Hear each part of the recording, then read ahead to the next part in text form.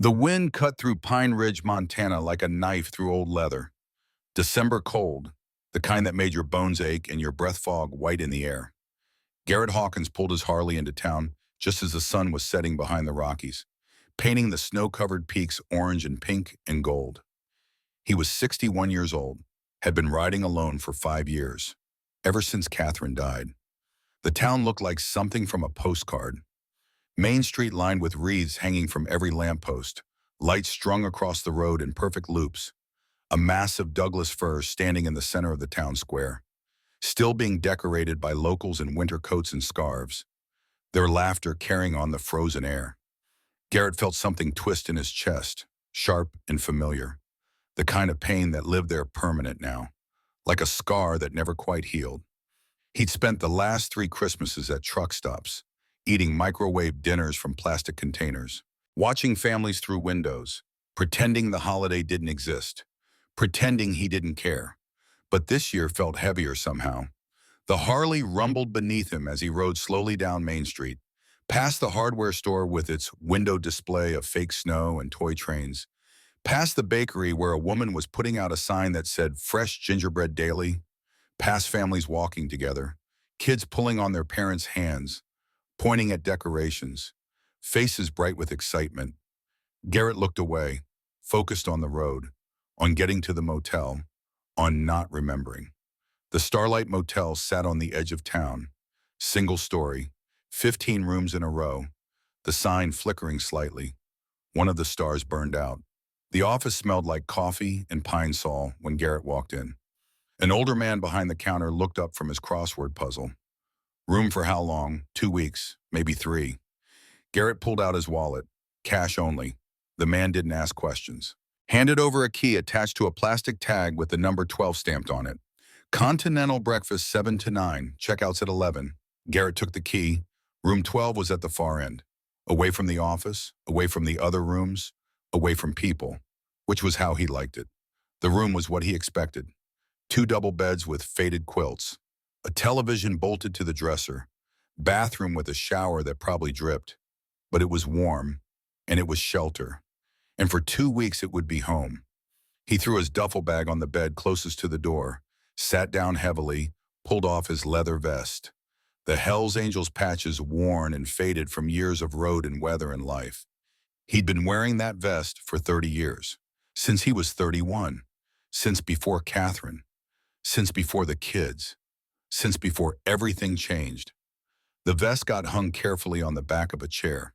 Then Garrett lay back on the bed, stared at the ceiling, listened to the heater rattle and hum, listened to the silence. This was his life now.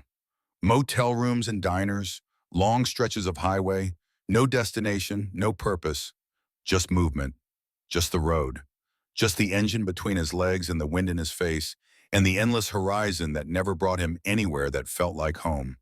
Catherine had been gone 5 years. Cancer took her fast. 6 months from diagnosis to funeral. 6 months of watching her fade, of holding her hand in hospital rooms, of making promises he couldn't keep, of saying goodbye when he wasn't ready.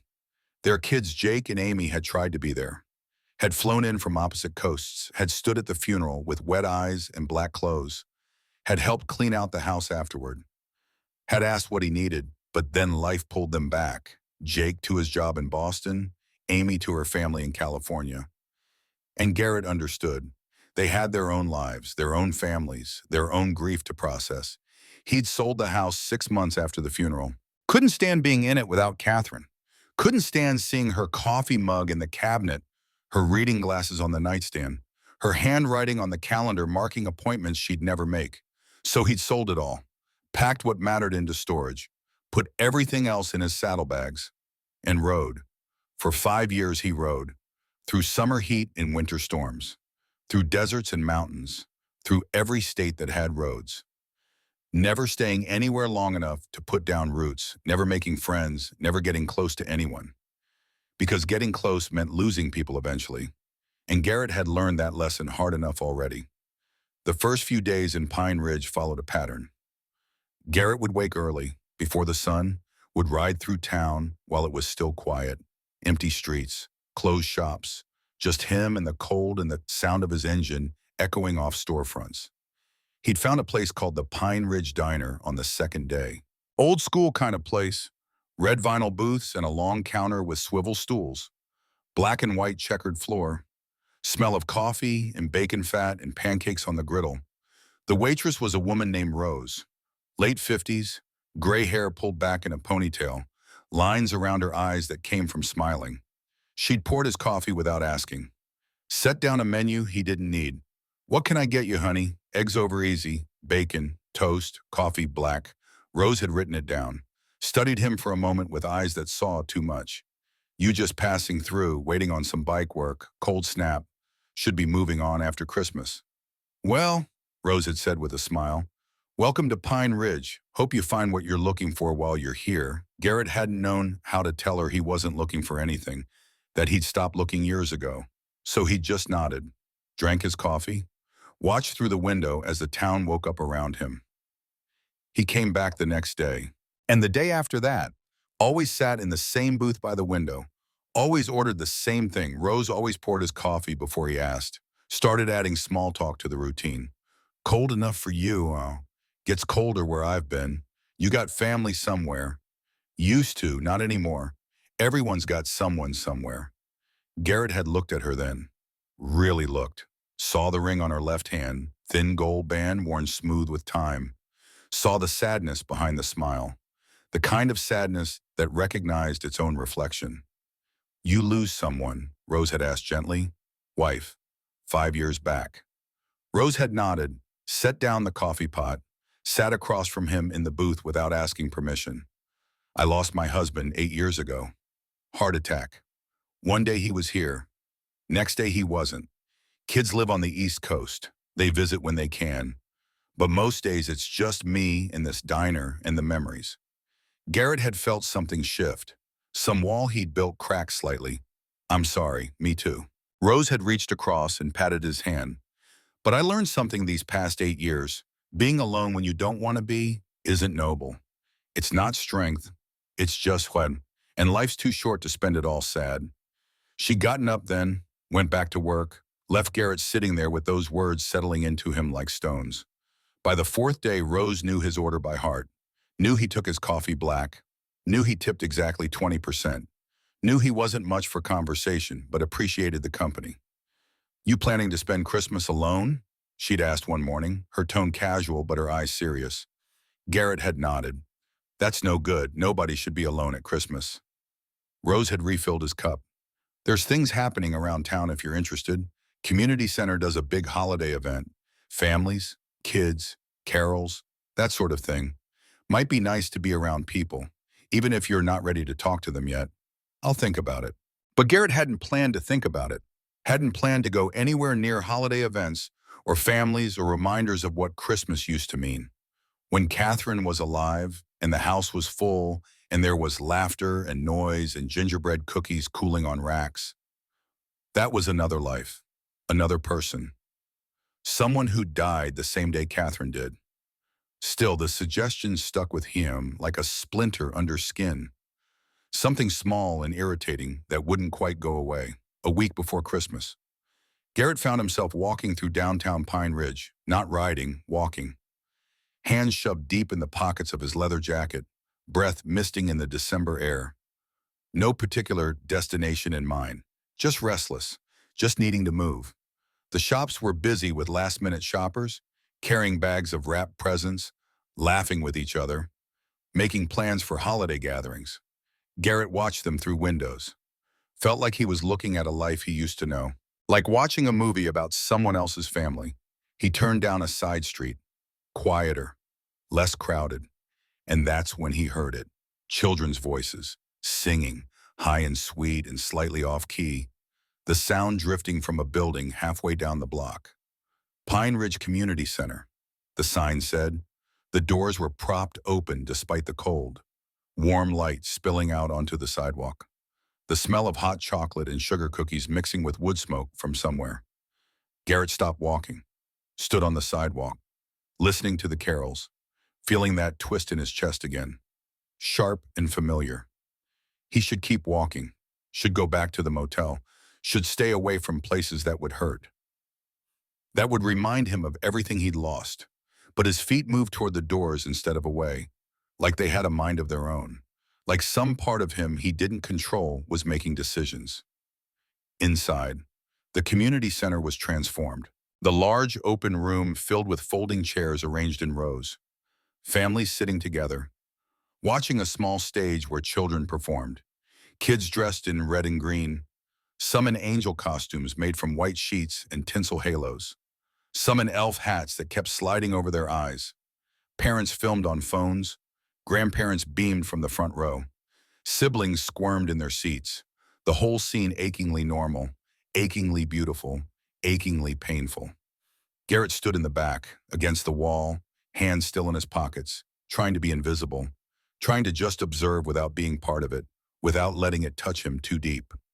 A woman approached, older, maybe late 60s, silver hair cut short, wearing a Christmas sweater covered in embroidered snowflakes, her smile genuine and warm. "Welcome, I'm Ruth. Are you new to Pine Ridge?" "Just visiting." Garrett's voice came out rougher than he intended. "Well, we're glad you're here." Ruth gestured toward the stage. "Local kids put on a little show every year. Then we have activities for families. Cookies to decorate, cards to make for seniors at the nursing home. And that's our wishing tree over there." She pointed to a Christmas tree in the corner, maybe 7 feet tall, decorated not with traditional ornaments but with paper ones, hundreds of them. Different colors, different shapes, hanging from every branch.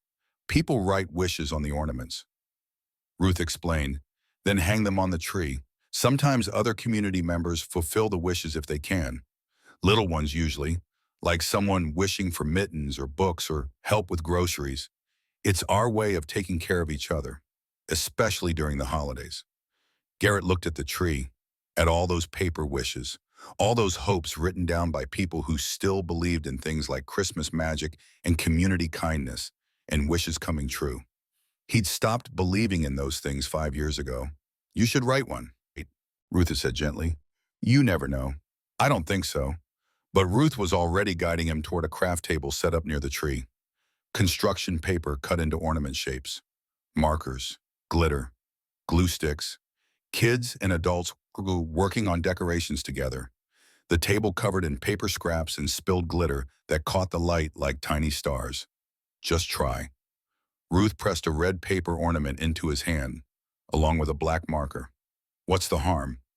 She walked away before Garrett could protest. Left him standing there holding the paper and marker, feeling foolish. A 61-year-old Hell's Angel about to write a wish like he was 6 years old waiting for Santa. He should leave, should drop the ornament on the table and walk out, go back to the motel, go back to being alone, go back to the safe numbness that didn't hurt as much. But he found himself sitting down instead. At the edge of the table, away from the families, the marker uncapped, the paper smooth under his rough hands, and the loneliness pushed the marker across the paper. Not the surface loneliness, the deep kind, the kind that lived in his bones, the kind that made every day feel like walking through fog, the kind that made him forget what it felt like to belong somewhere. He wrote simply, block letters, clear and direct. "I wish for a family to spend Christmas with, just for one day." Garrett stared at the words, at this embarrassing admission of need, this pathetic cry for help from a man who was supposed to be tough, who was supposed to not need anyone, who was supposed to be mine alone. But he wasn't fine, hadn't been fine in 5 years, and maybe writing it down was the first honest thing he'd done since Catherine died, before he could talk himself out of it, before he could crumple the paper and throw it away. He stood up, walked to the tree, found an empty branch, and hung the ornament. Then he left, fast, without looking back, without making eye contact with Ruth or anyone else. Out the doors and into the cold December night, back to the motel, back to room 12, back to being alone. He didn't know that someone had been watching, didn't know that small eyes had followed him from the craft table to the tree, had seen what he'd written, had read those words with 8-year-old seriousness, didn't know that his wish had been witnessed by a little girl named Wren Bennett, who understood loneliness better than most kids her age, who knew what it felt like to miss someone so much it made your chest hurt, who recognized sadness when she saw it because she'd been living with it for 2 years. Didn't know that Wren had tugged on her mother's sleeve, pointed to the ornament, whispered something that would change everything. The next few days passed in Garrett's usual routine. Up before dawn, ride through empty streets, breakfast at the diner with Rose, back to the motel. Some reading, some walking, some staring at the television without really watching anything. He'd almost forgotten about the wish, had dismissed it as a moment of weakness, a temporary lapse in judgment brought on by holiday nostalgia and children singing carols. He was planning to leave Pine Ridge the day after Christmas, had already mapped his route south, toward warmer weather, toward more empty highways and anonymous motel rooms and diners where nobody knew his name. 3 days before Christmas, Garrett was in his room, lying on the bed, reading a worn paperback Western he'd picked up at a truck stop somewhere in Wyoming. The heater rattling, the afternoon light fading outside the window. The knock on the door made him freeze. Nobody knocked on his door. Nobody knew he was here. Nobody had any reason to look for him. Garrett set down the book, walked to the door, looked through the peephole. A woman stood there, mid-30s maybe, dark hair pulled back in a ponytail, wearing jeans and a thick sweater under a winter coat, pretty in a tired way. Like someone who'd been carrying weight too long, and holding her hand, a little girl, maybe 8 years old, blonde hair in 2 braids, pink coat with white snowflakes on it, looking up at the door with an expression that was curious and nervous and hopeful all at once. Garrett's hand hesitated on the door handle. Every instinct told him not to open it, not to engage, not to let whatever this was into his carefully controlled isolation. But something about the little girl's face, something about the way she held her mother's hand so tight, made him turn the handle. The door opened. Cold air rushed in. The woman and child stood there looking at him, the woman's expression uncertain, the child's eyes wide. "Mr. Hawkins," the woman's voice was soft, nervous. "My name is Sloan Bennett. This is my daughter, Wren." The little girl smiled shyly, gave a small wave. Garrett stared at them, his mind trying to process what was happening, how they knew his name, why they were here. "Ruth from the community center gave us your information," Sloan continued. "She said you were staying here at the Starlight Motel. We saw your wish on the tree." Garrett felt heat rise in his face. Embarrassment mixed with something else, something vulnerable and exposed. He shifted his weight, started to close the door slightly. "Look, I don't know what Ruth told you, but that was just, I didn't mean," he stumbled over words, not sure how to explain away something he'd written in raw honesty. Sloan held up a hand gently. "Please, let me explain. Just give me a minute." Garrett stopped, looked at this woman, at her tired eyes, at her daughter clutching her hand like a lifeline, and nodded once. "Wren and I, we're alone this Christmas too." Sloane's voice caught slightly. Her free hand came up to touch the silver locket around her neck. "My husband, Wren's father. He passed away 2 years ago. Heart attack. He was only 38. The little girl looked up at her mother, then at Garrett, her expression solemn beyond her years. "We've been trying to figure out how to handle the holidays without him." Sloan continued, "And it's been really hard. Christmas was his favorite time of year.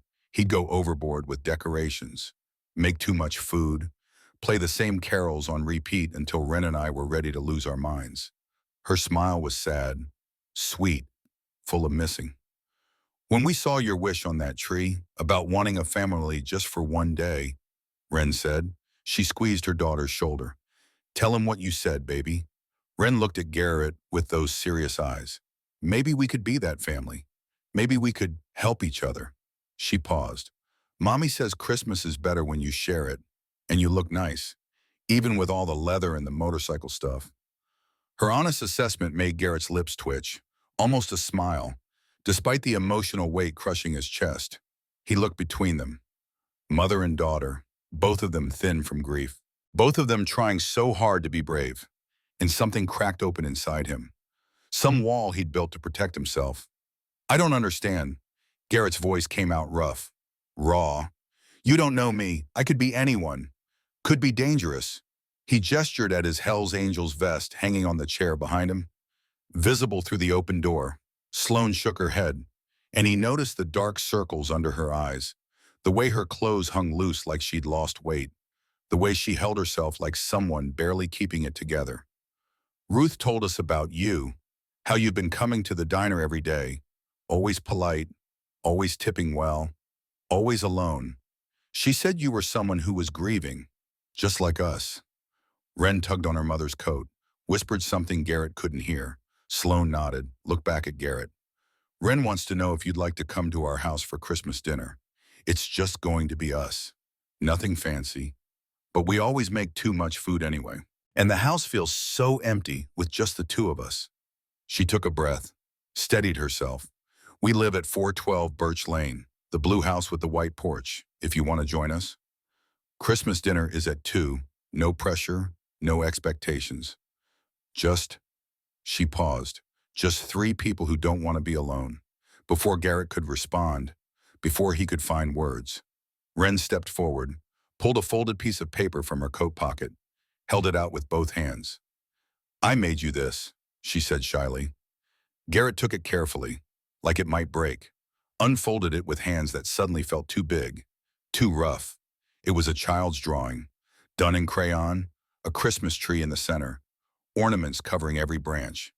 And next to the tree, 3 stick figures, 2 small ones.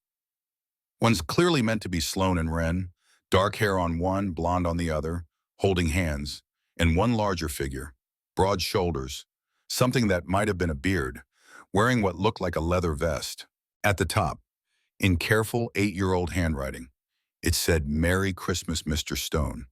Garrett stared at the drawing, at this gift from a child who didn't know him, who had no reason to include him in her family picture, who'd drawn him in anyway. His throat felt tight, his eyes burned. He hadn't cried since Catherine's funeral, had trained himself not to, had built walls so high nothing could get through, but a little girl's crayon drawing was threatening to tear them all down. Thank you, Wren. His voice came out barely above a whisper. This is really nice. He looked up at Sloane. She was watching him with understanding eyes, eyes that knew what grief looked like, that recognized it in someone else. I'll think about it. The words came out before Garrett could stop them.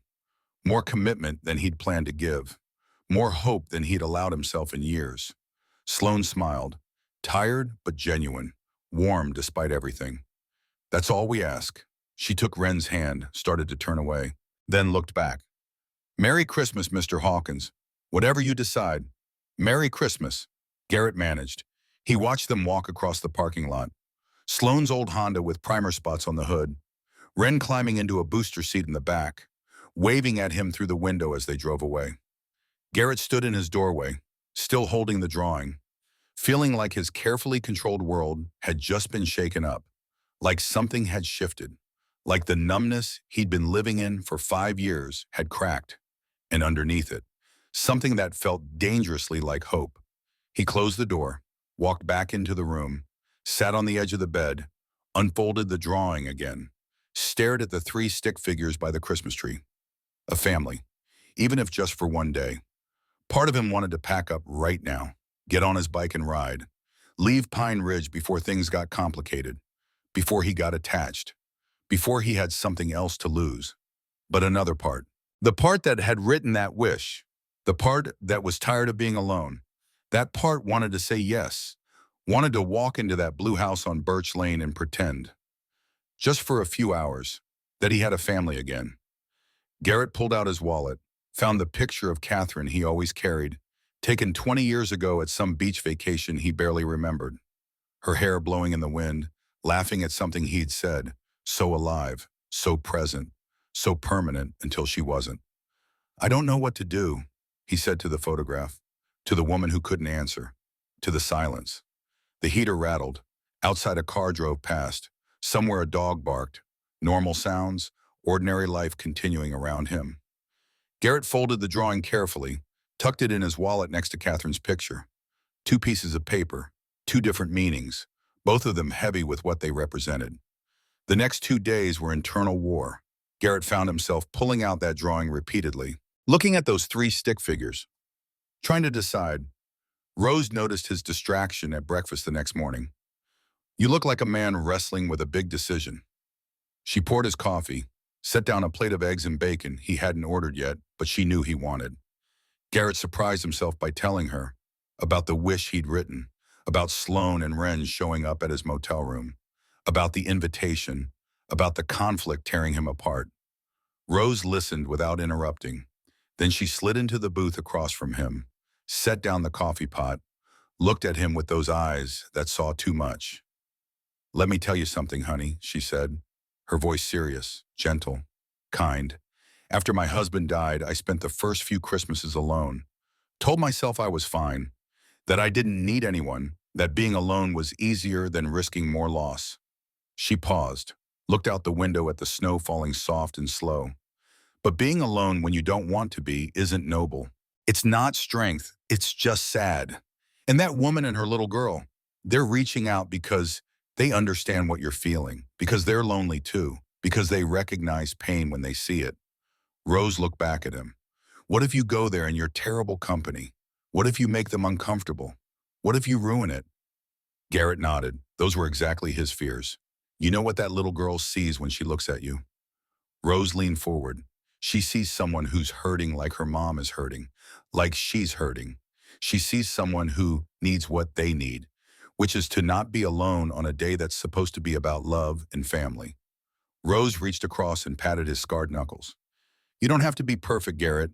You just have to show up." After leaving the diner, Garrett rode his Harley out of town, took the highway toward the mountains, rode until he found what he was looking for.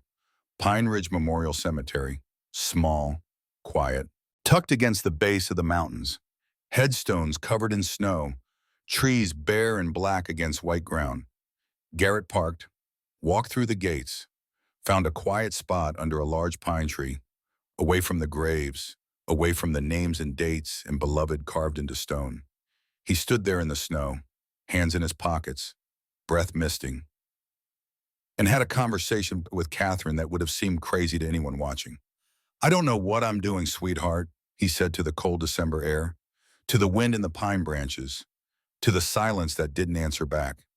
"There's this woman and her kid, and they invited me for Christmas dinner, and I want to go, but I feel like I'm betraying you somehow." The wind picked up, blew snow from the branches. It fell around him like stars. Garrett remembered Christmas mornings with Catherine, how she'd wake him too early because she was excited, how she'd burn the bacon while cooking too many things at once, how she'd insisted on family photos every year. Those photos were in storage now, because looking at them hurt too much. But standing in this cemetery, Garrett realized something. Maybe the hurt meant the memories were still real. Maybe honoring Catherine didn't mean he had to be alone forever. Maybe she'd want him to live, to find moments of happiness, to not waste whatever years he had left being miserable. "I think you'd like Sloane," he continued, voice rough with emotion. "She's got this quiet strength, this determination to keep going even though it's hard. And Wren, she drew me a picture, Catherine, drew me into her family like I belonged there." He paused, wiped his eyes with the back of his hand. "I'm so tired of being alone, of pretending I'm okay, of running from everything that reminds me of what I lost. Maybe it's time I stopped running. Maybe it's time I tried to remember how to live again." The cemetery stayed silent. Catherine couldn't answer, couldn't give him permission, couldn't tell him what to do. But somehow, standing there in the snow, Garrett felt lighter, felt like maybe she'd understand. Maybe she'd want this for him. Maybe love didn't mean staying frozen in grief forever. He stayed until the cold seeped through his jacket, until his feet went numb in his boots. Then he walked back to his bike, rode back to Pine Ridge, back to the motel, back to a decision that felt less like betrayal and more like survival. Christmas morning dawned clear and cold. Garrett woke before sunrise. Couldn't sleep. Nervous energy making his chest tight and his hands restless. He showered, shaved carefully, put on his cleanest jeans and a flannel shirt that wasn't too worn. The Hells Angels vest stayed on the chair. This wasn't club business. This was something different. At 8, he walked to the drugstore on Main Street, bought a poinsettia plant in a red foil wrapper. White blooms mixed with red, pretty in a simple way. He also grabbed a bag of candy canes. Figured kids liked candy canes, hoped it wasn't wrong. Back at the motel, He sat on the bed, stared at his phone. At the time ticking toward afternoon, toward 2 o'clock, toward a decision he'd made but still felt terrifying. At 1:30, Garrett climbed on his Harley, placed the poinsettia carefully in his saddlebag, the candy canes in his jacket pocket, started the engine, rode slowly through Pine Ridge. The streets were quiet. Most families already gathered in their homes, lights glowing in windows, smoke rising from chimneys. The whole town wrapped in that Christmas peace that felt both beautiful and lonely at the same time. Birch Lane was on the south side of town, lined with older houses, small yards, trees bare but still proud. Number 412 was easy to spot. Blue house, white porch, simple decorations, lights along the roof line, a wreath on the door with a red velvet bow. Somewhere inside, music playing, smoke coming from the chimney. Garrett killed the engine, sat there for a moment, his heart pounding harder than it had any right to, his hands gripping the handlebars until they ached. This was it. The moment. He could still turn around, could ride back to the motel, pack up, leave. Never have to face this, never have to risk it. But Wren's drawing was in his wallet, Catherine's memory was in his heart, and Rose's words echoed in his head. You just have to show up. Garrett got off the bike, pulled the poinsettia from the saddlebag, the candy canes from his pocket, walked up the 3 steps to the porch, stood in front of the door. His hand reached for the doorbell, and everything changed. Before Garrett's finger could touch the doorbell, the door flew open. Wren stood there, her face lighting up with pure delight, the kind of unfiltered joy only kids could manage. She wore a red velvet dress with white tights, her blonde hair pulled back with a green ribbon. "Mama," she called over her shoulder, voice bright as Christmas lights. He came. Mr. Stone came. Then she grabbed Garrett's free hand, the one not holding the poinsettia, pulled him inside with surprising strength for someone so small. Her hand warm in his, trusting, like she'd known him forever instead of just me. Met him once in a motel parking lot. The house smelled like roasting turkey and something sweet. Cinnamon maybe, or vanilla. Christmas music played softly from somewhere deeper inside. Bing Crosby dreaming of white Christmases. The living room was small but warm. A tree in the corner covered with ornaments that looked handmade. Paper chains, popcorn strings, the kind of decorations made with love instead of money. Sloane appeared from the kitchen, wearing jeans and a cream-colored sweater, an apron tied around her waist, wooden spoon in hand, her dark hair down now instead of pulled back. She looked younger somehow, less tired, her face breaking into a smile when she saw Garrett standing in her entryway, snow melting off his boots onto the welcome mat. "You came," relief in her voice, like she genuinely worried he wouldn't show. "I'm so glad. Please, come in. Make yourself comfortable. Dinner's still about 30 minutes away." Garrett held out the poinsettia and candy canes, feeling awkward, too big for the space, too rough around the edges. "These are for you. Not much, but..." Sloane took them, her eyes getting misty, shining in the light from the tree. "These are perfect, thank you. My mother always kept poinsettias at Christmas. Haven't had one in years. And Wren loves candy canes. Don't you, baby?" Wren nodded enthusiastically, already reaching for the bell. "After dinner," Sloane said with a laugh, setting the flowers on the coffee table. The candy on a high shelf. "Come on, let me get you something to drink. Hot chocolate, coffee, something stronger if you need it. Hot chocolate sounds good." Wren kept hold of Garrett's hand, led him toward the living room like she was conducting a tour. "That's our tree. We decorated it last week. See that angel on top? Daddy bought that the year I was born. And those ornaments, I made them in art class. The ones with glitter." She pointed to various decorations, each one with a story, each one a memory. Garrett found himself listening, really listening. Something he hadn't done in years, just let people talk without planning his escape. The living room held touches of a family maintaining traditions despite loss. A framed photograph on the mantel. Sloane, Wren, and a man who must have been Daniel. All of them laughing, caught in a moment of pure happiness. Candles placed around the frame, creating a small memorial, a way of including someone who couldn't be there. On the walls were children's handprint crafts from different years. A shelf held books ranging from picture books to young adult novels. Board games stacked in a basket. A blanket draped over the couch that looked hand-knitted, soft blue and white. This was a home, not just a house. A place where people lived and loved and tried to keep going even when it was hard. Sloane came back with 2 mugs of hot chocolate, topped with marshmallows, set one in front of Garrett on the coffee table, settled onto the couch with her own. Wren climbed up next to her mother, curled against her side. "Thank you again for coming," Sloane said softly. "I know this must be strange, but Wren was so insistent after seeing your wish, and I realized she was right. We've been so focused on getting through the holidays, on surviving them, that we forgot it doesn't have to be something we just endure. Maybe it could be something we share." She looked at Garrett with those understanding eyes, with someone who gets it. Garrett wrapped his hands around the mug, felt the heat seep into his palms. "My wife Catherine died 5 years ago." The words came out before he could stop them. "Cancer took her in 6 months, fast, too fast. Our kids Jake and Amy tried to be there, but they had their own lives. Other states, other families. After the funeral, they drifted away. I don't blame them, but I was alone, and I didn't know how to not be alone, so I sold the house, packed up, and I've been on the road ever since." He looked at Wren, who was listening with that serious expression kids get when adults tell them real things. "I told myself I preferred it. The road. No attachments. No one to lose. But I don't prefer it." Garrett's voice roughened. "I hate it. I just didn't know how to stop." Sloane's eyes were full of compassion. Not pity. Compassion. There was a difference. Daniel was only 38 when he died. Heart attack at work. Completely unexpected. One day we're planning Wren's birthday party. The next I'm a widow trying to explain to a 6-year-old why Daddy isn't coming home.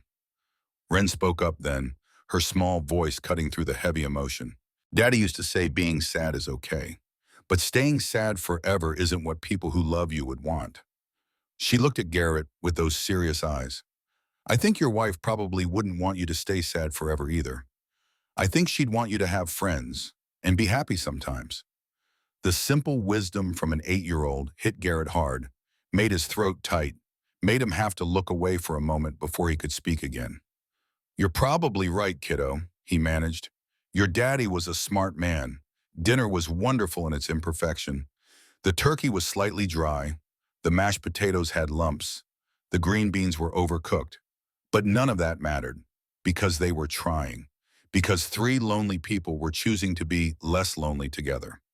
Sloane had set the table with her nice dishes, white with gold trim, probably a wedding gift she'd kept all these years. Wren had made place cards decorated with glitter and stickers, each one covered in so much sparkle it was almost impossible to read the names. They told stories over the meal, carefully at first, then with growing comfort. Sloane talked about Daniel, how he'd proposed on a camping trip after burning the hot dogs and nearly setting the tent on fire, how he'd been obsessed with teaching Wren to swim, spending hours in the community pool every summer, how he'd made pancakes shaped like animals on Saturday mornings. Wren shared memories with the honesty only kids have. "Daddy made the best silly voices when he read books, and he let me stay up late on weekends to watch movies. And he always said I was his best girl." Her eyes shone, but she smiled talking about him. Like the memories brought joy instead of just pain. Garrett found himself sharing stories about Catherine, things he hadn't talked about in years. How she'd been a terrible dancer, but insisted on dancing anyway. How she'd collected ceramic angels despite Garrett thinking they were ugly. How she'd written him love notes even after 30 years of marriage, hiding them in his lunch or his jacket pocket or under his pillow. The memories didn't hurt as much as he'd expected. Talking about Catherine, keeping her alive in conversation. It actually felt good, like honoring her instead of trying to forget. After dinner, Wren insisted on showing Garrett her room, led him upstairs by the hand. Her room was exactly what he'd expect. Pink walls covered with posters, a bookshelf overflowing, stuffed animals piled on the bed, art projects taped to every available surface. But what she really wanted to show him was a wooden box on her dresser, painted blue with flowers on the lid. She opened it carefully, reverently. Inside were treasures: a watch that was too big for her wrist, A baseball card in a plastic sleeve, a tie clip shaped like a football, a letter in a sealed envelope with "For Ren" written on the front. Mama says it's important to remember the happy times. Ren explained seriously.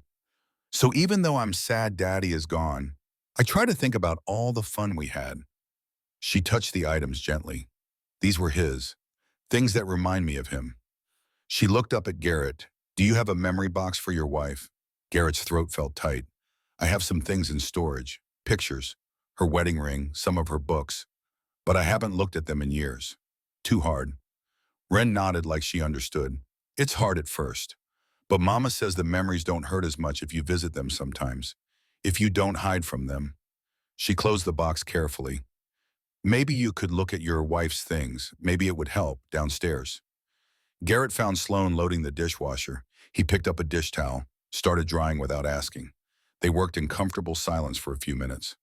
The kitchen window overlooking a small backyard, snow covering everything, making the world clean and quiet. Thank you for indulging Ren, Sloan said. She doesn't get much male attention these days.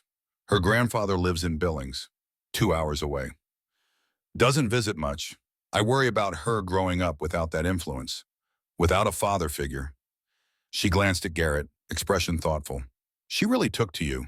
When she saw your wish on that tree, she said you had kind eyes. I thought she was just being fanciful. But she was right. Garrett didn't know what to say, so he fell back on practical. The dinner was real good, and the company was better. I haven't talked this much about Catherine in years. Felt good to remember her as a whole person instead of just my loss. He paused, gathered courage. This was the best Christmas I've had since she died. You and Ren made me feel like I belonged somewhere again, even if just for one day. Sloan dried her hands on a towel, turned to face him fully. The invitation was supposed to be for one day, but I'm wondering if maybe we could extend it. Not forever, not with any expectations. Just maybe you could visit sometimes before you leave town. She smiled, a real smile that made her whole face brighter. Ren would love to see your motorcycle up close. And I make a mean pot of chili. And selfishly, it would be nice to have another adult to talk to. Someone who understands what it's like to lose someone you can't imagine living without. Before Garrett could answer, Ren came back carrying a board game, Monopoly, the box held together with tape. Can we play? Please. It's Christmas, and we always play games on Christmas. She looked between them with pleading eyes. Garrett found himself nodding. Yeah, kiddo, we can play. They spent the next 2 hours at the dining room table, moving little metal pieces around the board, buying properties, building hotels. Ren was ruthless, bankrupted both adults by building a monopoly on the orange properties. She danced around the table when she won, arms raised in victory, and somewhere in the middle of it all, between buying boardwalk and landing on free parking, Garrett realized he was happy, genuinely happy in a way he'd forgotten was possible. Not just not sad, actually happy. Laughing, present, alive in a way he hadn't been in 5 years. As the evening wore on, Ren started yawning, fighting sleep. Sloan finally called it. Time for bed, baby. Say goodnight to Mr. Stone. Ren crossed to Garrett, threw her arms around his neck in a fierce hug. The kind kids give when they mean it. You'll come back. Right, promise you'll come back. Garrett looked at Sloan, who nodded encouragingly. Yeah, kiddo, I'll come back. I'm going to be in town a while longer.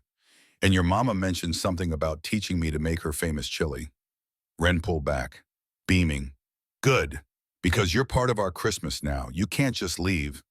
After Ren went upstairs, Garrett and Sloan stood on the front porch, the night cold and clear, stars so bright they looked close enough to touch, Garrett's breath misting in the air. I meant what I said. Sloan touched his arm gently, about having no expectations. You don't owe us anything. But if you want to be part of our lives, in whatever capacity feels comfortable, we'd both really like that. She paused, looked up at the stars. Ren hasn't smiled this much in months, and I forgot what it felt like to not have to be strong every single moment. You made this day special for us, Garrett. Thank you.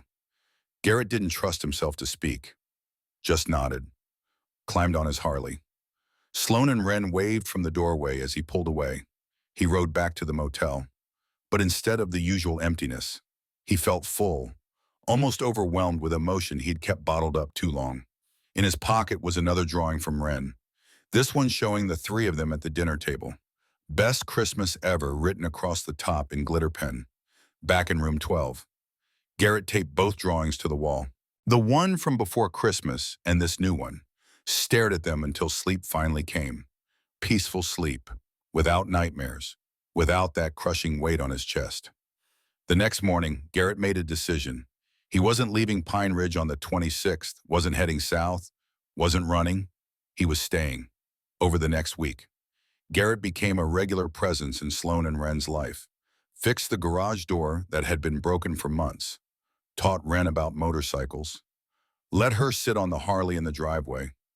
Showed her how the engine worked. Learned to make Sloan's chili, which was actually pretty good once you got the spice level right. He rented a small apartment downtown. Above the hardware store, one room with a kitchenette and a bathroom. Found part-time work at the local motorcycle repair shop. Fixing bikes, honest work, something to fill his days. It was comfortable, easy. Three people who'd been alone, finding companionship without pressure, without expectations, just showing up for each other. New Year's Eve. Sloan hosted a small gathering. Garrett, Rose from the diner, Ruth from the community center. They stood in the backyard as midnight approached, watching fireworks over the mountains. Ren held both her mother's hand and Garrett's hand, creating a chain. "I'm glad you came for Christmas, Mr. Stone," Ren said, looking up at him. "Mama and me, we were really sad before, but you made us less sad, and you seem less sad too." Garrett squeezed her small hand gently. "I am less sad, kiddo. You two gave me something I didn't know I still needed. A reason to stop running, a reason to start living again."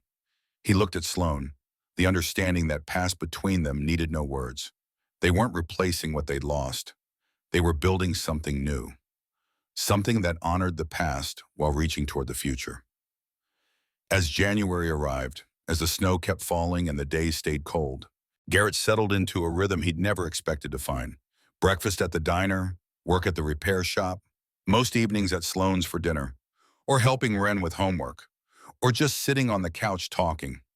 It wasn't the life he'd had with Catherine, and it wasn't trying to be. It was something different, built on mutual understanding and shared loss and the knowledge that sometimes family isn't about blood. It's about choosing to show up. 3 weeks into January, Garrett was helping Ren with a school project about family history. She'd pulled out photo albums, spreading them across the living room floor. Pictures of her parents' wedding, baby pictures, birthdays, holidays. A whole life documented in glossy 4x6 prints. "That's my daddy." Ren pointed to a photo. At his work. He was an accountant, really good with numbers. Garrett looked at the picture. Daniel Bennett standing in front of a building, sign visible over his shoulder, Rocky Mountain Freight. Smiling at the camera, looking proud, professional, alive. Garrett's blood went cold. Rocky Mountain Freight. He knew that company. Knew it 6 years ago when his MC had run them off a stretch of highway outside Billings. Territorial dispute. The freight company was cutting through territory the club claimed, moving product for a rival group. They'd blockaded the road. 3 trucks forced to stop. Drivers terrified. The club had made their point. Smashed some windows, slashed tires, made sure the company knew that route belonged to them. One of the drivers had been a young guy, clean cut, scared out of his mind, shaking so hard he could barely speak, begging them not to hurt him, saying he had a wife, a kid. Garrett remembered that driver's face, remembered the terror in his eyes, the way his hands trembled, the way he'd nearly pissed himself. He looked at the photo of Daniel Bennett again, at the wedding photo next to it, at the timeline. 6 years ago, that would have been. Garrett did the math. Right before Ren would have turned 3, right before Daniel would have been working for Rocky Mountain Freight. His hands started to shake, the photo album sliding from his lap. Daniel Bennett was that driver, the scared kid on the highway, the one Garrett's MC had terrorized, the one whose truck they'd trashed, the one who'd begged for his life. And 2 years ago, Daniel Bennett died of a heart attack at 38, young for a heart attack. Unless the stress from that day had triggered something, unless the fear had damaged something, unless Garrett and his brothers had contributed to the death of Sloane's husband, Wren's father. Mr. Stone, are you okay? Wren's voice pulled him back. You look funny. Garrett stood abruptly, the album falling to the floor, photos scattering. I need to. I should go. Need to get back to. He couldn't finish. Couldn't breathe. Couldn't look at Wren's concerned face without seeing that connection. Without knowing what he'd done, Sloane appeared from the kitchen. Garrett, what's wrong? Nothing. I forgot something. At my apartment. I'll call you later. He was out the door before either of them could respond. On his bike, engine roaring, riding too fast through residential streets. Back to his apartment, where he locked the door and sat on the floor with his back against the wall. Trying to process, trying to understand, trying to figure out how to live with this knowledge. He'd helped kill Daniel Bennett. Maybe not directly, maybe not intentionally, but that day on the highway 6 years ago, that terror they'd inflicted, that trauma, it had to have contributed, had to have been part of what stopped Daniel's heart 2 years ago. And now Garrett was in their home, playing family with them, letting Wren call him Mr. Stone like he was someone safe, someone good, someone worth trusting, when really he was the monster who'd helped destroy their lives. The next week, Garrett avoided Sloane's calls, made excuses, said he was busy with work, with other things, couldn't make dinner, couldn't help with homework, couldn't be around them knowing what he knew.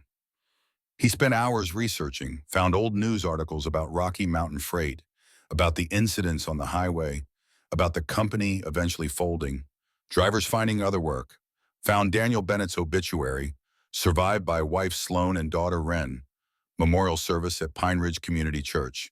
In lieu of flowers, donations to the American Heart Association, cause of death, heart attack, age 38. No mention of any previous conditions. Just gone. Sudden. Unexpected. Garrett was convinced. The stress from that day, from being terrified by bikers who could have killed him, that had to have contributed, had to have weakened something, made him vulnerable. He couldn't undo it, couldn't change it, couldn't make it right, and he couldn't tell Sloane. Couldn't destroy what they were building. Couldn't take away her peace by giving her someone to blame for Daniel's death. So he stayed away. Let his phone ring, ignored the text from Sloane asking if everything was okay, ignored the drawing Wren left at the repair shop, another one of their little family, with a note saying, "We miss you." Rose cornered him at the diner on day 8. "What happened?" she demanded. "That woman and little girl have been asking about you, looking worried. And you're sitting here like death itself. What's going on?" Garrett couldn't meet her eyes. "I found out something. About myself, about things I did. Things that hurt them even though they don't know it." He ran his hand over his face, over the beard that needed trimming, over the exhaustion he couldn't shake. "I'm not the man they think I am, Rose. I'm not someone they should trust, should let into their lives." Rose sat down hard, stared at him. "Whatever you think you did, whatever guilt you're carrying, does it change the fact that you've been good to them? That you made their Christmas special? That you've been there for them? It changes everything." That afternoon, Garrett was in his apartment, lying on the bed, staring at the ceiling, when someone knocked, hard, insistent. He ignored it, but the knocking continued. Then a small voice called through the door, "Mr. Stone, I know you're in there. Please open the door." Wren, Garrett bolted upright, crossed the room in 3 steps, opened the door. Wren stood there alone, pink coat, white hat with a pom-pom, her cheeks red from cold. No adult in sight. "Does your mother know you're here?" Panic sharp in his chest. "I left a note." Wren's chin was set, stubborn. "I needed to know if you're leaving. Please don't leave, Mr. Stone. Did we do something wrong?" Garrett grabbed his jacket, his keys. "No, God, no. Come on. We need to get you home right now. Your mother's probably terrified." He called Sloane from his truck. She was frantic. About to call the police. Had found the note, but didn't know where Wren had gone. Garrett drove Wren home. Sloane was standing in the driveway when they pulled up. She ran to the truck, yanked open the door, pulled Wren out and into her arms. "Don't you ever do that again. Do you understand me?" "Never." Sloane's voice shook, tears streaming down her face. She held Wren tight, then looked at Garrett. Thank you for bringing her home. Can we talk? Inside, Garrett's voice was rough. Sloan got Ren settled with hot chocolate and a movie. Then she and Garrett sat at the kitchen table, the same one where they'd eaten Christmas dinner, where they'd played Monopoly, where everything had felt right. What happened, Garrett? Christmas was wonderful. Then you saw those photos and you disappeared. Sloane's eyes were red, worried, hurt. What did I do wrong? Nothing. Garrett forced the words out. You didn't do anything wrong. I saw Daniel's photo, the one at Rocky Mountain Freight, and I knew that company. He took a breath, made himself tell the partial truth, the most he could manage without destroying everything. 6 years ago, my MC, we had a run-in with Rocky Mountain Freight, territorial dispute. We weren't kind to their drivers, intimidation tactics, made sure they knew to stay out of our area. Sloan was very still, listening, processing. When I saw Daniel work there, when I realized he might have been one of those drivers, that I might have been part of scaring him, threatening him. Garrett's voice broke. I couldn't stop thinking that the stress might have contributed to. You think you gave my husband a heart attack? Sloan's voice was flat. Careful, I don't know, but the timing and stress can trigger heart conditions. And if I was part of what stressed him, if I scared him that day, then I'm part of why he's dead. And I'm sitting here, in your house, playing family with you and Ren, when really he couldn't finish. Sloan stood, walked to the counter, poured herself water, drank it slowly, then turned back. Daniel's heart condition was genetic, diagnosed when he was 25, years before he worked for Rocky Mountain Freight. The doctor said it could have happened any time, that we were lucky he lived as long as he did. She sat back down, looked at Garrett with those understanding eyes. Did you personally hurt Daniel? Did you put hands on him? No, but we scared him, threatened him, damaged his truck, but you didn't give him a heart condition. You didn't make his heart stop. Sloan reached across the table, took Garrett's rough hand in her smaller one. Daniel's death wasn't your fault. It was genetic. It was inevitable. You didn't kill my husband, Garrett. The relief that crashed through Garrett was overwhelming, but the guilt remained, sharp, present, real. I still scared him, still made him feel unsafe, still did something I'm not proud of. And I've made mistakes too. We all have. Sloan squeezed his hand. But who you were 6 years ago isn't who you are now. The man who scared truck drivers isn't the man who taught my daughter about motorcycles, who made us feel safe, who kept us from being alone. She paused. Let her words sink in. Don't let your past destroy what we're building, Garrett. Don't run from this, from us, because you think you don't deserve it. That night, Garrett lay in his bed above the hardware store, staring at Ren's drawings on the wall, thinking about Sloan's words, about forgiveness, about deserving things. Maybe she was right. Maybe he could move forward. Maybe the past didn't have to define everything.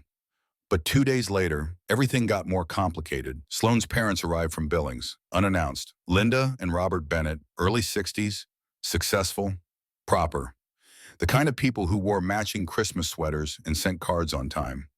They pulled up in a new SUV, saw Garrett's Harley parked in Sloan's driveway, walked inside without knocking, and found Garrett at the kitchen table, helping Ren with math homework, looking domestic and comfortable and completely inappropriate. Linda's face went white, then red, then white again. Sloan, her voice was ice. Can I speak with you, in the other room? Now. Robert stayed in the kitchen, stood between Garrett and Ren like a barrier, his expression hostile, protective, angry, in the living room. Linda's voice carried through the walls. You're bringing a Hell's Angel around Emma, around our granddaughter. Are you insane? Mom, please. Sloan's voice trying to stay calm. Please, nothing. That man is dangerous. Do you know what those people do? Drugs, trafficking, murder. And you have him in your home, around your child. His name is Garrett, and he's been wonderful. He's helped us. Been there when we needed someone. He's using you. Linda's voice got louder. Can't you see that? He probably needs money, or a place to hide, or God knows what. But he doesn't care about you. People like him don't care about anyone but themselves. In the kitchen, Garrett heard every word, felt each one like a knife. He stood, started gathering his things. Robert blocked his path. Where do you think you're going? Leaving. Before this gets worse, you should have left before you started. Robert's voice was quiet, dangerous. My daughter has been through enough, lost her husband, raising a child alone.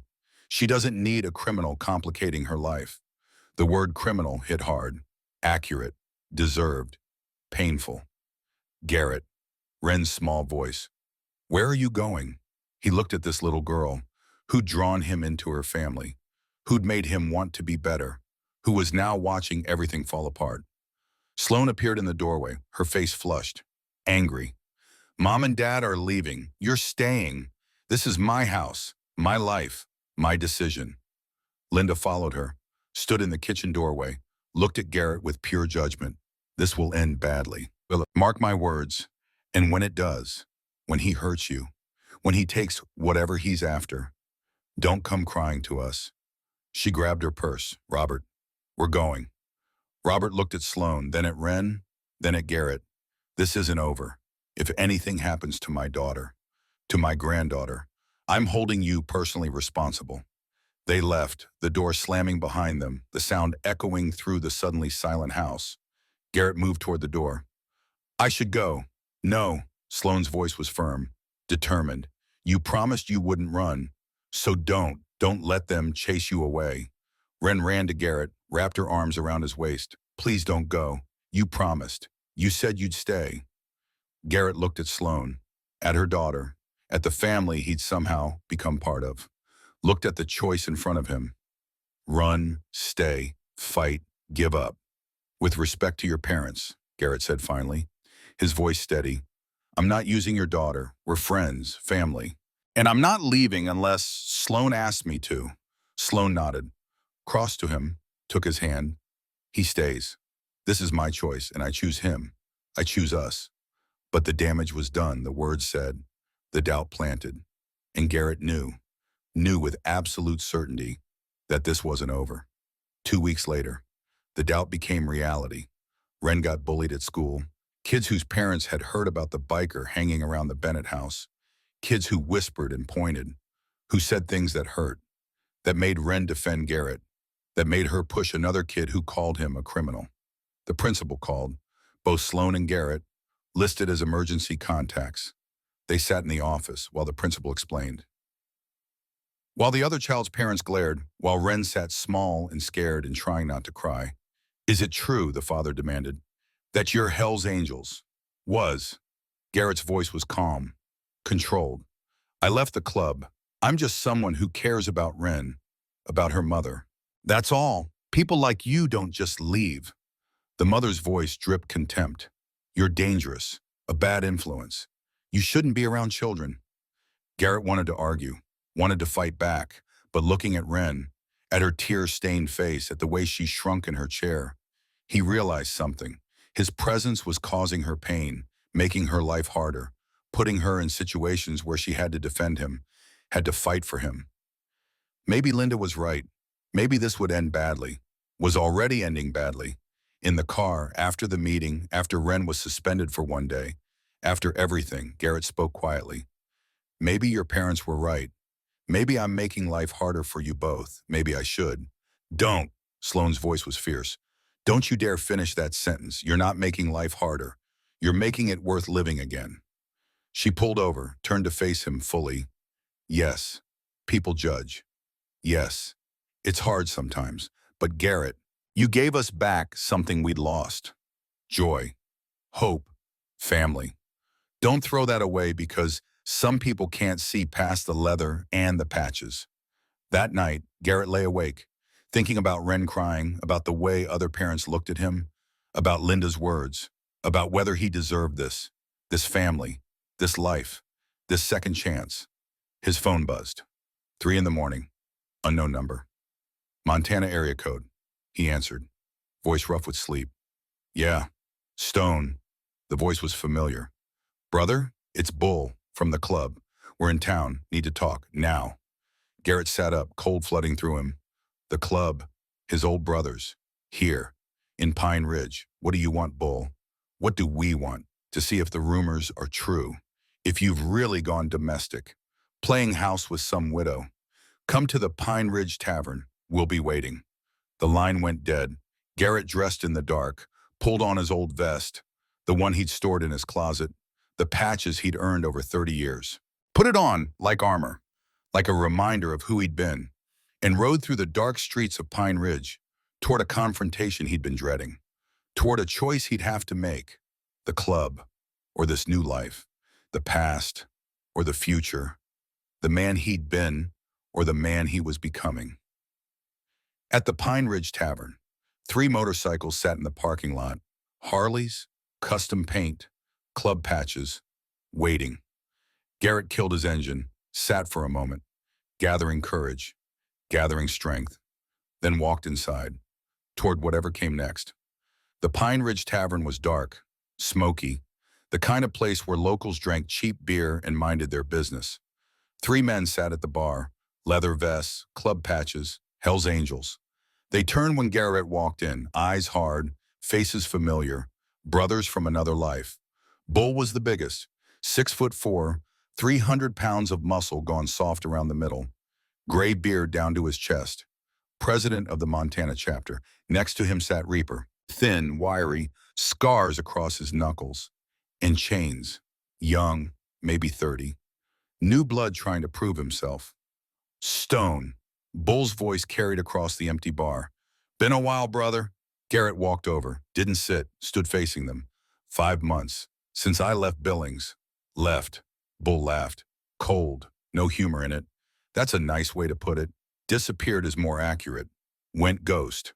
We had to track you down through old contacts, through people who'd seen your bike, through rumors about some biker playing house in Pine Ridge.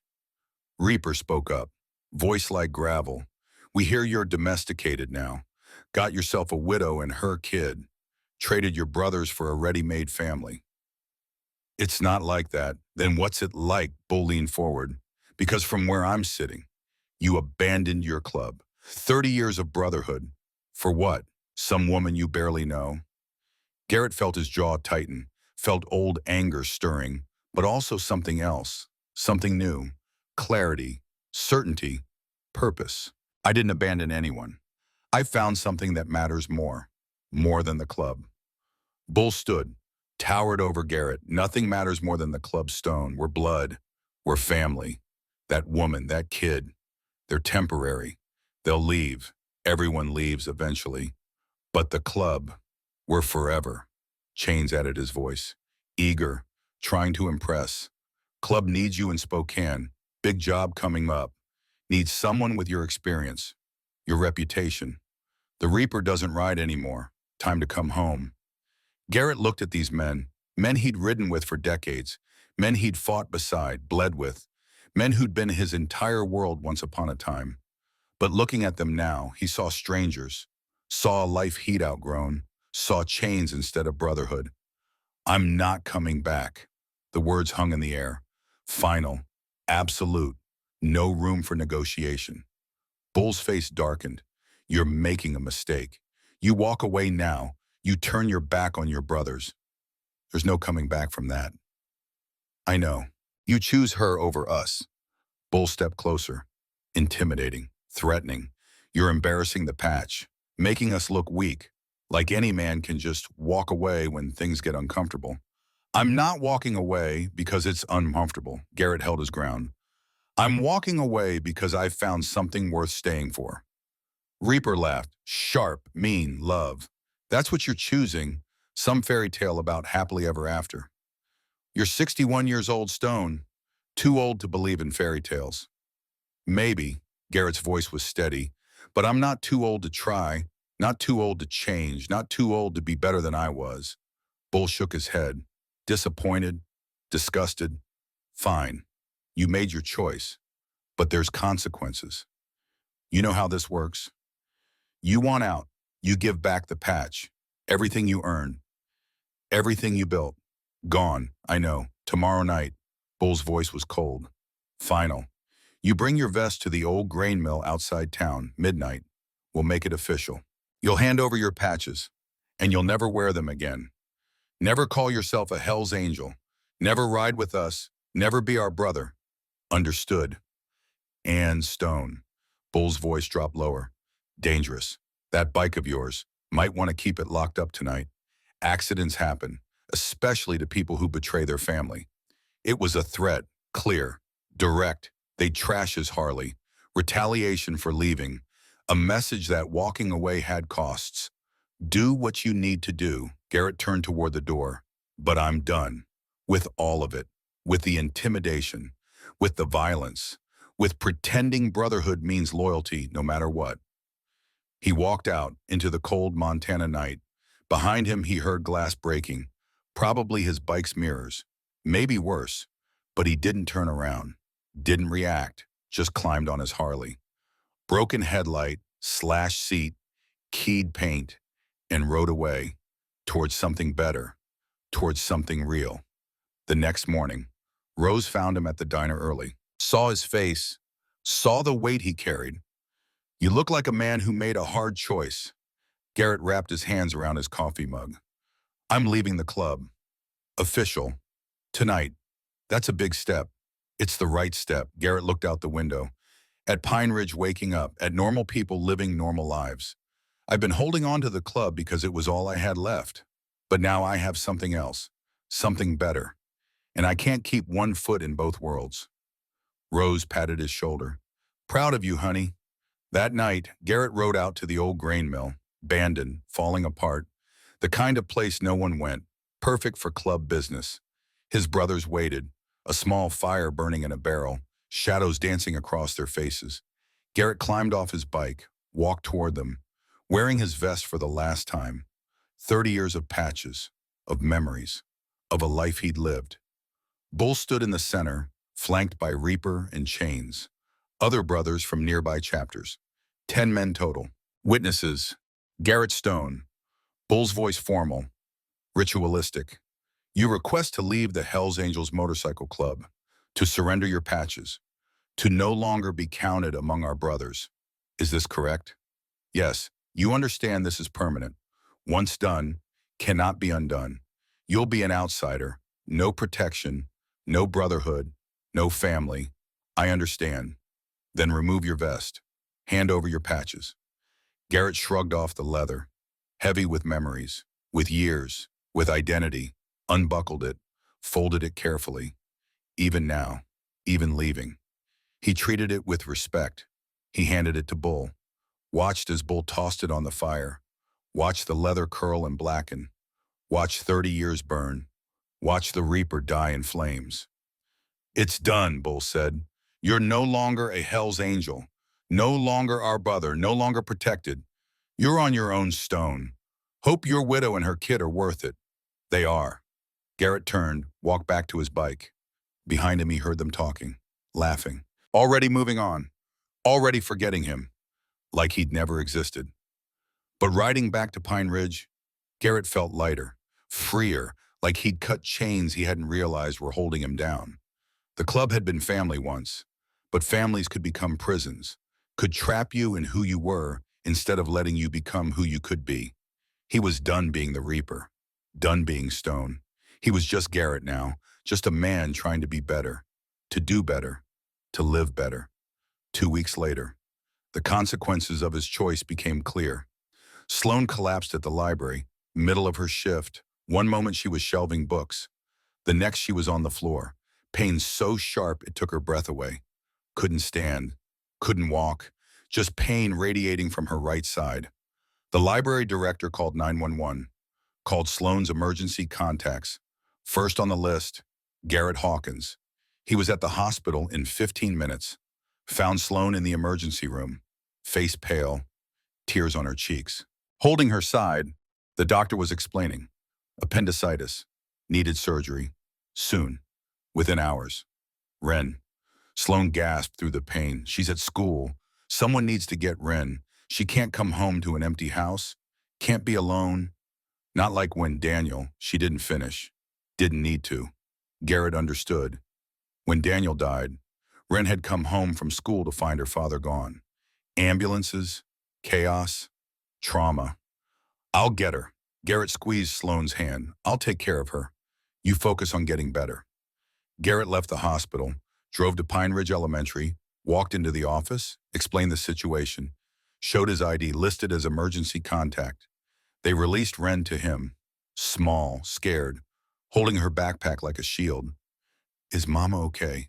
Wren's voice was tiny, shaking. She's going to be fine. Garrett knelt down, looked her in the eyes. She needs surgery, but the doctors said it's routine. She'll be home in a few days. But tonight, you're staying with me. Is that okay? Wren nodded, threw her arms around his neck, held tight. They went back to the hospital, sat in the waiting room. Garrett held Wren's hand while nurses came and went, while doctors explained procedures, while Sloane was prepped for surgery before they took her back. Sloane grabbed Garrett's hand, weak, scared.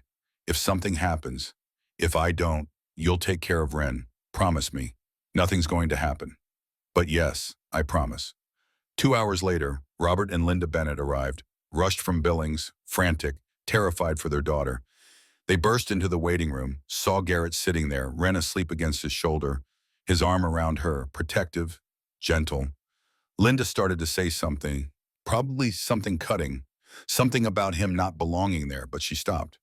Looked at her granddaughter sleeping peacefully, looked at Garrett holding her. Making sure she felt safe, Robert cleared his throat. Thank you for being here, for getting Wren from school, he paused, struggled with the words, for taking care of them. Garrett nodded, just doing what needed doing. They sat together, awkward, tense, but united in worry, in love for Sloane, in wanting her to be okay. When the surgeon finally came out, good news written on his face. Linda sagged in relief. Robert wiped his eyes. Wren woke up, asked immediately if Mama was okay. Surgery went perfectly. The surgeon explained. Appendix removed. No complications. She'll need to rest for a few weeks, but she'll make a full recovery.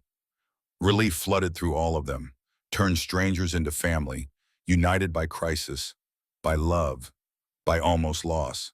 Can we see her? Wren asked. Soon, she's in recovery. Once she's awake, we'll take you back. That night, after visiting Sloane, after seeing she was okay, after Wren had hugged her mother and cried and been reassured, Garrett took Wren home, to his apartment above the hardware store, small, sparse, but safe. He made her dinner, grilled cheese, tomato soup, simple, comfort food. They ate quietly. Then Garrett set up his bed for Wren, gave her one of his t-shirts to sleep in, huge on her, like a dress. He took the couch, uncomfortable, too short, but he didn't care. He lay there listening to Wren breathe, making sure she was okay, making sure she felt safe. In the morning, Robert called, asked if Garrett could bring Wren to the hospital. They wanted family together.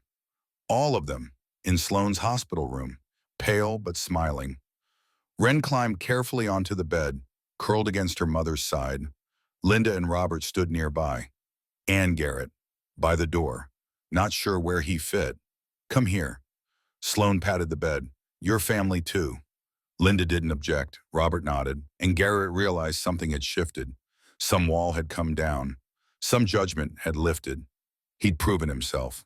Not through words, through action, through showing up, through taking care of people he loved. 2 weeks after Sloane came home from the hospital, while she was still recovering, still resting, still healing, 2 people showed up at Garrett's apartment unannounced.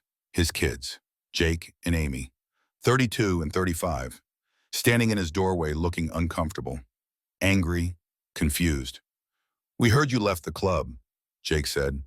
No greeting, no hello, just an accusation. 30 years, and you just walked away. For strangers. Amy pushed past him, walked inside, looked around the small apartment, at Wren's drawings on the wall, at the simple life her father had built. Who are these people, Dad? Why'd you throw everything away? Garrett closed the door, gestured for them to sit. They didn't. Her name is Sloane. Her daughter is Wren. And I didn't throw anything away. I found something that made me want to live again instead of just exist. By replacing Mom. Jake's voice was harsh. By replacing us. The words hit hard. Garrett felt them land, felt the pain beneath the anger. the hurt his children had been carrying. No. Garrett's voice was firm, gentle. I'm not replacing anyone. Your mother is irreplaceable. You two are irreplaceable. But I was dying, Jake, slowly. Lone on the road, shutting everyone out, including you. We came to see you, Amy's eyes filled with tears, after the funeral, but you pushed us away, said you needed to be alone, so we gave you space and then you sold the house, disappeared, cut us out. Garrett sat down heavily, put his head in his hands. You're right, I did. I was so buried in grief I couldn't see anything else, couldn't function. Couldn't be a father when I could barely be a person, I thought. I thought you'd be better off without having to watch me fall apart. So you ran away. Jake sat too, across from his father. And now you're playing house with strangers, acting like a father to some other kid. While your actual children. He couldn't finish. But Garrett heard what he couldn't say. While we needed you too. I'm sorry. Garrett looked at his son, at his daughter, at the pain he'd caused. I'm so sorry for pushing you away, for shutting down, for making you feel like you didn't matter. You do matter. You always have. I didn't know how to keep going. And I made that your burden when it shouldn't have been. Amy wiped her eyes. So who are they? Really? The woman and the kid. She's a widow, lost her husband 2 years ago to a heart attack. Her daughter was 6 when it happened. They've been struggling, trying to keep going, just like I have. And somehow, we helped each other, found family in the broken pieces. He pulled out his wallet, showed them Wren's drawings, showed them the picture of Sloan and Wren at Christmas, showed them what mattered. I'm not replacing you. I'm learning to live again.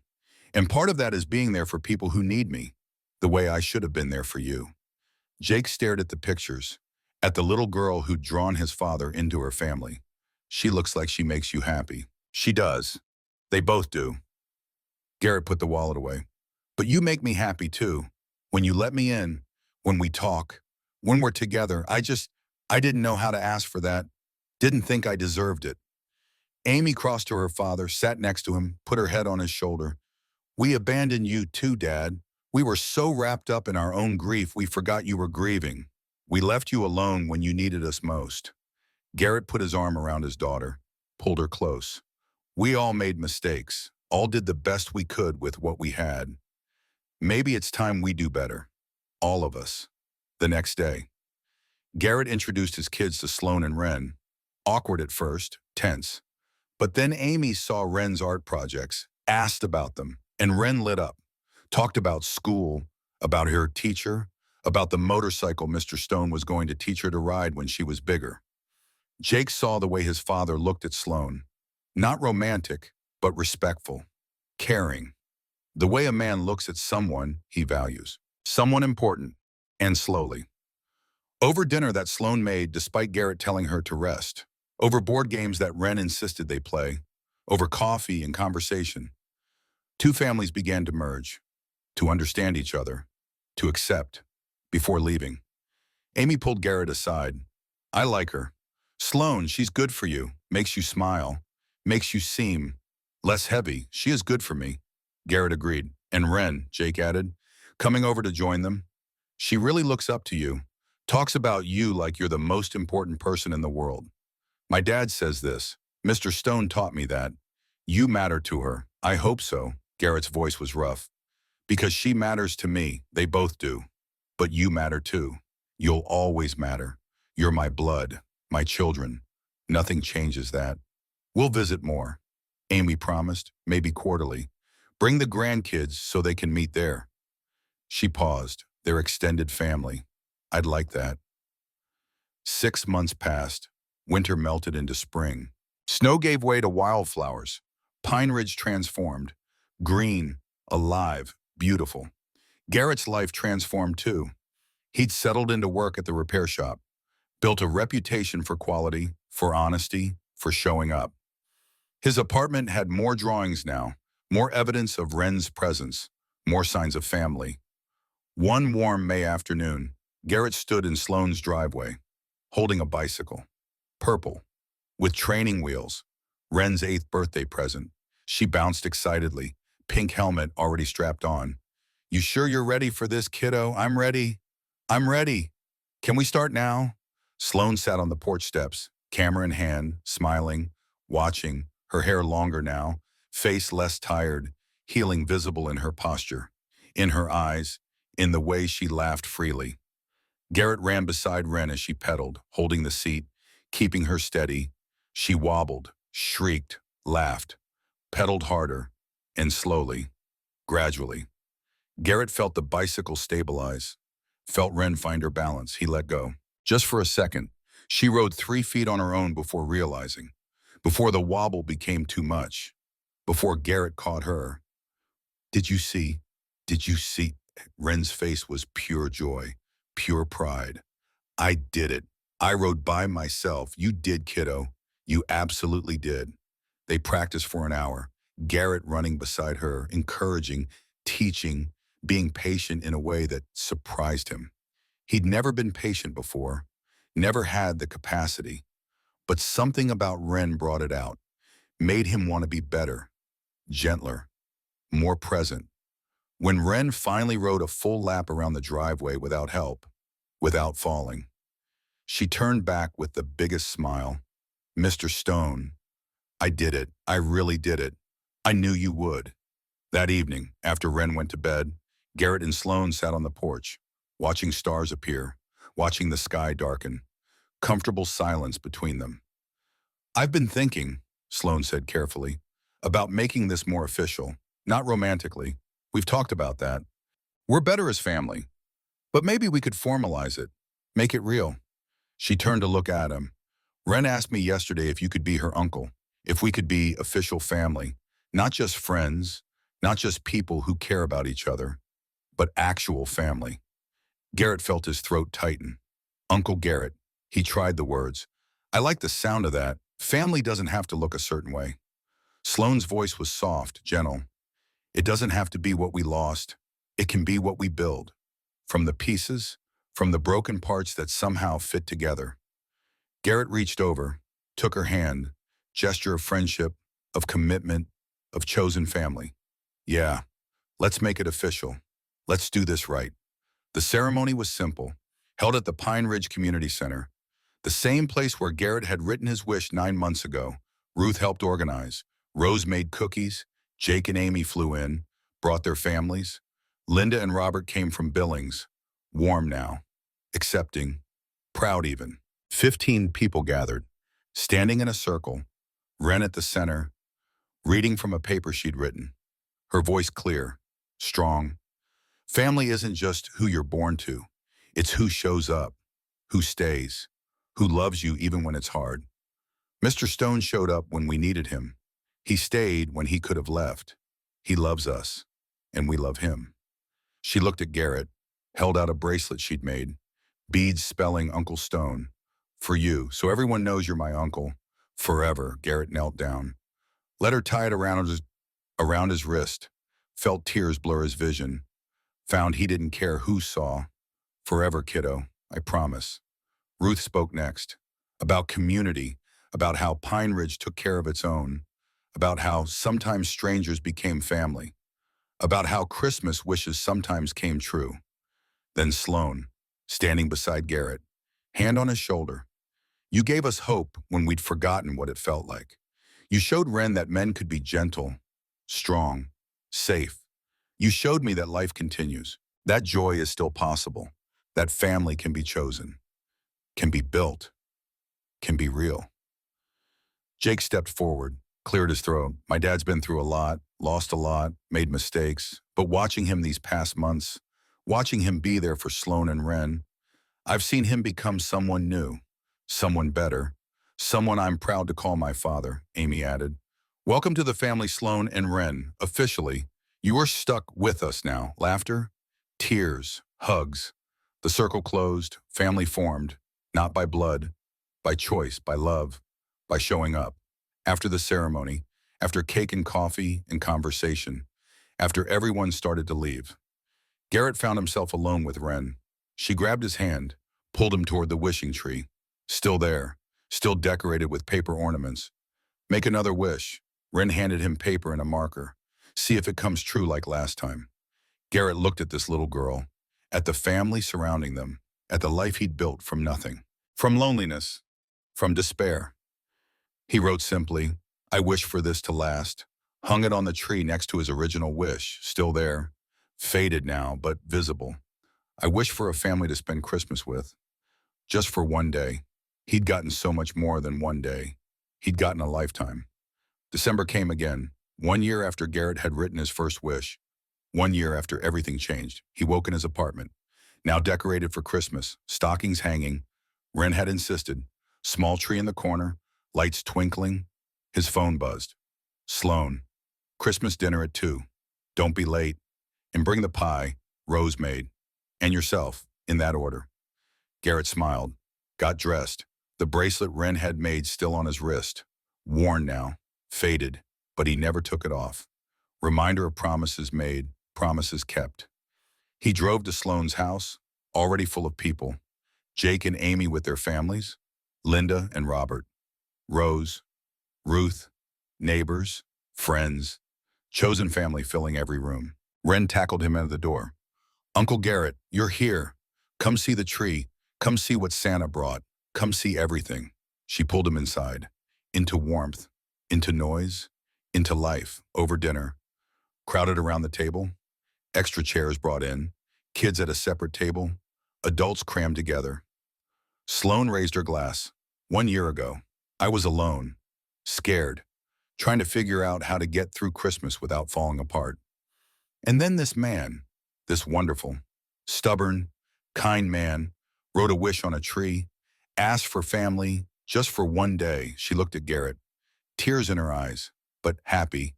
"You got more than one day. You got forever. Thank you for being brave enough to wish, for being brave enough to stay, for being brave enough to let us love you." Garrett couldn't speak, could only nod. Feel the weight of gratitude, of belonging, of home. After dinner, after dessert, after the chaos of unwrapping presents, after the kids had played with new toys and adults had cleaned dishes, Garrett found himself back at the community center. Sloan beside him, Wren between them, holding both their hands. The wishing tree was there. New ornaments, new wishes, new hopes written on paper. Wren pointed to Garrett's wishes, both still hanging, the original, the one from the ceremony, 1 year apart. Both coming true. "Did your wishes come true, Uncle Garrett?"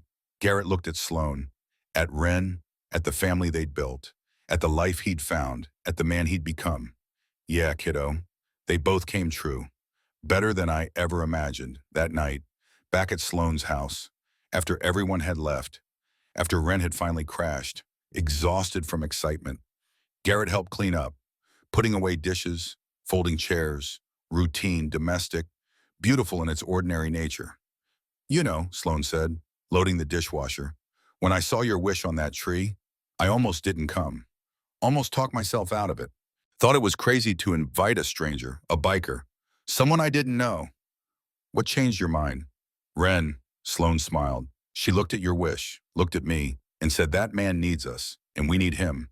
Kids see things we don't, see through to what matters. Smart kid, the smartest." They finished cleaning, stood in the quiet kitchen.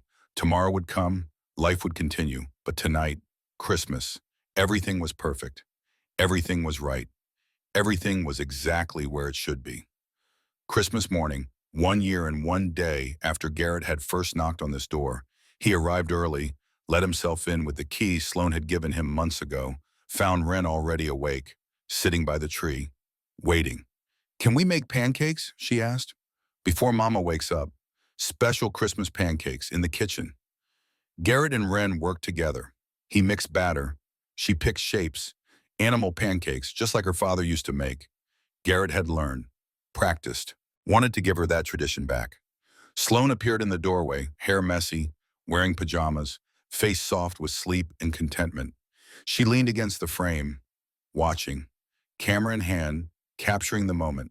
Morning. Garrett flipped a pancake, shaped vaguely like a bear, or maybe a dog. Wren would decide. "Merry Christmas." Sloan crossed to them, kissed Wren's head, squeezed Garrett's shoulder. "This is perfect, absolutely perfect." They ate breakfast together, at the small kitchen table, syrup dripping, laughter filling the space, plans for the day, family arriving later, presents to open, movies to watch, games to play, normal, ordinary, routine. Everything Garrett had lost, everything he'd found, everything that mattered. After breakfast, while Wren played with new toys in the living room, Garrett and Sloane stood at the window, watching snow fall, soft, gentle, covering Pine Ridge in white. "You know what I'm grateful for," Sloane said. "Not just that you came for Christmas last year, but that you stayed, that you chose us, chose this life, chose to be better instead of bitter." Garrett put his arm around her shoulders, pulled her close. Platonic, familial, real. "I didn't choose you. I chose life. You and Ren just showed me what life could look like, what it should look like, what's worth fighting for." They stood there, watching snowfall, watching Ren play, watching a peaceful Christmas morning unfold.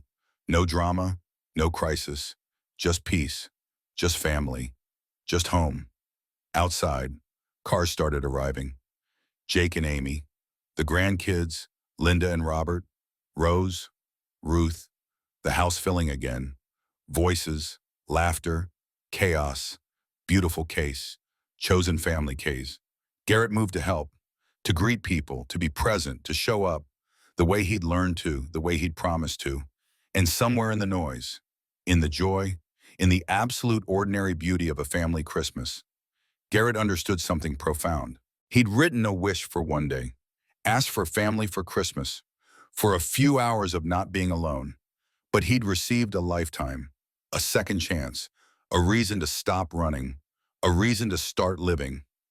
Catherine would be proud, he knew that now. Knew she'd want this for him, want him happy, want him surrounded by love, want him to keep going instead of giving up. And Daniel, watching from wherever the dead go, would be grateful that his wife wasn't alone, that his daughter had someone safe, someone gentle, someone who showed up. Garrett wasn't replacing anyone, wasn't trying to erase the past. He was honoring it, keeping love alive, proving that hearts could break and still beat, could shatter and still love, could lose everything and still find reasons to keep going. The day passed in a blur. Presents open, dinner eaten, stories told, photos taken, kids playing, adults talking, family being family in all its messy, imperfect, beautiful glory, as evening came. As people started leaving, as the house quieted, Garrett found himself on the porch, Wren beside him, both of them in coats, watching stars appear. "Uncle Garrett?"